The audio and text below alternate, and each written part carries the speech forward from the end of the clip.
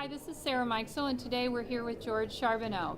He's a veterinarian with Southwest Ontario Veterinary Services. So thanks for being with me today, George. Oh, happy to be here. Very good. Let's talk a little bit about antimicrobial use and how diagnostics are being used currently to reduce the level of antimicrobials. Well, good point. There's a lot changing in the industry today, and the U.S. is pretty well along in terms of some of the changes with respect to veterinary feed directives and a role for veterinarians in the oversight of use of antimicrobials. And for veterinarians to be responsible to authorize the use of antimicrobials, they really have to understand and have an evidence-based approach to triggering the use of those products. So that involves going in on a timely basis and making sure you use your diagnostics to confirm the organism that you thought was the problem is still currently the problem on the farm.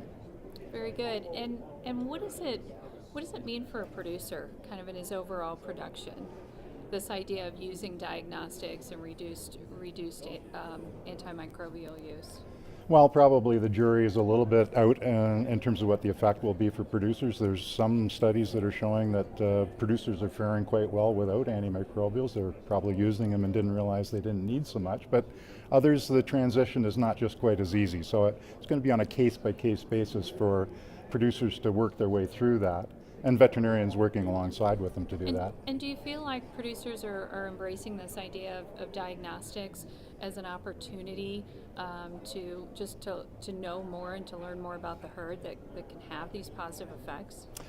Yeah, I think the veterinarians are going to be making more and more use of the diagnostics. There's going to need to be a paper trail, a justification that you can, prove to the public, and that you did have a good rationale as to why you did trigger the use of that product. We're trying to look at overall ways to reduce the use of product, but we know that from time to time we need to use those to prevent animal suffering and improve animal welfare.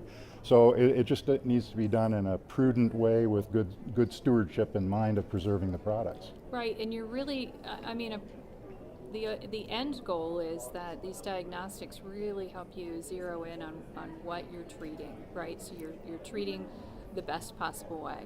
Well, yeah, and it's the specific organism that you're treating, but I think in the bigger context, you can look at it and say, there's viral diseases that we don't use the antimicrobials for, but they allow more secondary bacterial infections, which then necessitate the use of those antimicrobials. Right. So the more we use diagnostics to control and prevent those primary diseases, right, the better effect we'll get on controlling the secondary bacterial problems. Very good.